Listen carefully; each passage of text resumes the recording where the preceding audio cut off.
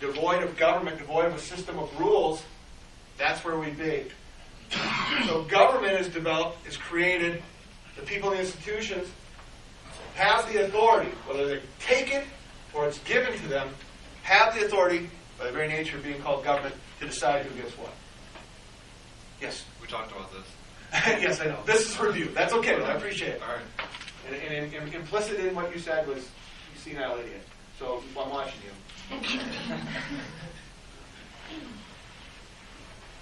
Okay, but you're right. I don't want to go into the great deep detail, but setting up this foundation is important. We also hit the policy process, which is also important. In every chapter, as we discussed, every chapter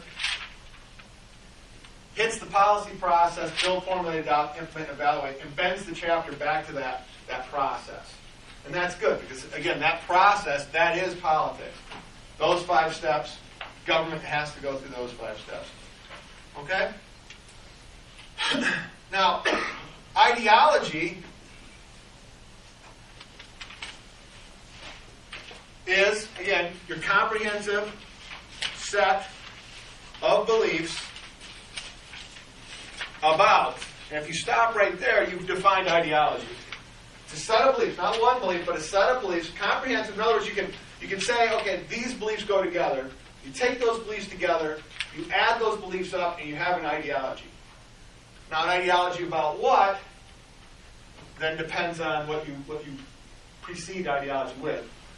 Ideology of or follow ideology by, an ideology of gender roles, right? An ideology of, God bless you, an ideology of market systems, or an ideology of the role of government. If you're talking about an ideology or a comprehensive set of beliefs about the role of government,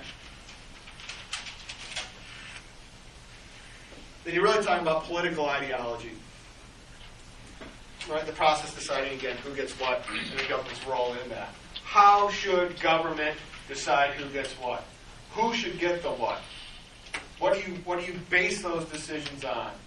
What are your beliefs that lead you to that? That's all part of the political ideology. And as I believe we discussed in Class 1, you can have an ideology that says we'll take all these resources and we'll give everybody an equal share. Right? Even if it's not enough to satisfy anybody's want or need, the fairest way to do it is to give everybody an equal share. And who will make that decision? Government will make that decision. Okay? Or we may decide that we're going to mete out these resources in a process that sets the rules and then strives to give everybody equal opportunity within those rules to have access to those resources. Individuals in the capitalist system, individuals who differentiate themselves, right? Individuals who work hardest, individuals who develop the better, the better mousetrap, will be compensated as such. And everybody has the opportunity to get there, to do that. Or you may have a government that simply picks its winners and losers and says, you're going to win, you're going to lose. You're going to lose. And a government that makes those decisions, sometimes arbitrarily or through irrational parameters, we've seen those as well. Particularly talking about racial or gender discrimination. Okay? So that role, political ideology, and the beliefs attached to that, okay, is what then lends you to the ideological spectrum, someplace on the ideological spectrum. Okay? Our system of government, the people in the institutions, they earn their authority to decide who gets what through the vote, through the will of the people. That's what we call a democracy.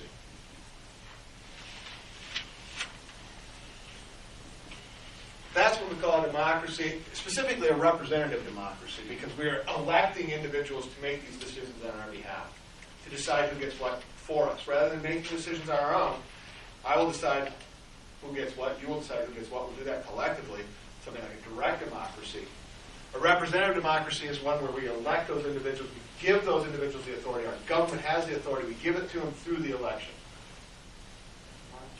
And as long as those elections seem fair, the perception is that they are fair, And even though individuals who lose tend to look towards the unfairness of elections, as long as it seems like it's a fair election to the far majority of individuals, there is legitimacy in the government.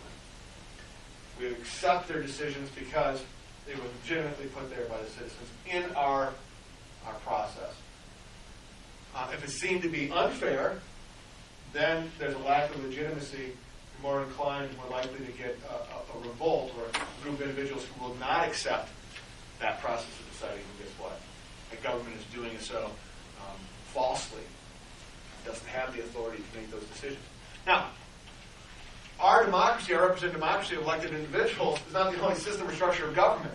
You know, you take a ton of tanks into a system, you overthrow those individuals duly elected, you take the seat, and at the end of a gun, at the end of a barrel, you begin making decisions who gets what. It's just as effective. Right? It's just as effective as electing the individuals. You have to rule through fear, you have to run a much tighter ship. There are dictatorships all over the world, and they still decide who gets what. No different than the elected officials, people who send Lansing to Washington.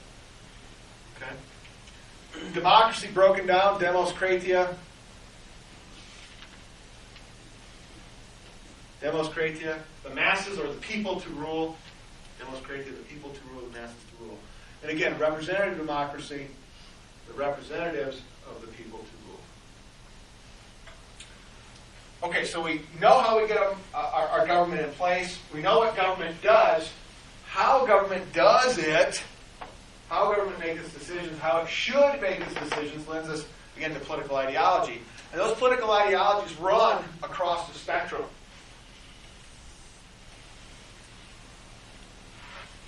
And a spectrum, I'll give you a quick example of a spectrum. I think it's the same one I use in election notes online. But if I had two colors, I had red and yellow, and those were the poles, those were the ends, red and yellow, then everything in between would be a combination of those two colors, okay? And it wouldn't just be red, orange, yellow. It would be, reddish, real red, very little yellow, a little more yellow, and then bam, orange. And then, okay, so the spectrum is a fusion of those colors. Well, same thing is true with political ideology.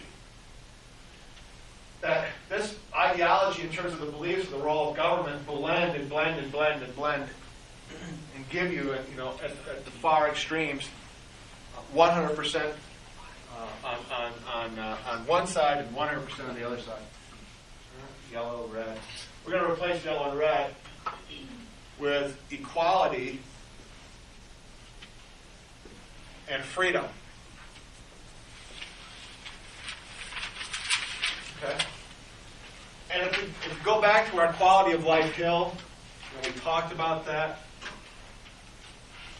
and we give the resources, particularly the material resources, we give those resources a symbol. This is what ultimately government has the control of deciding who gets what. Again, money doesn't buy happiness. Government cannot provide you happiness. Government cannot provide you love. Okay, all those things are true. But when it comes to food, water, education, when it comes to fuel, electricity, government has the power to either take those things from you or give those things to you. Okay? Government has that type of power. Your access to those things would really then makes up your, at least, material quality of life.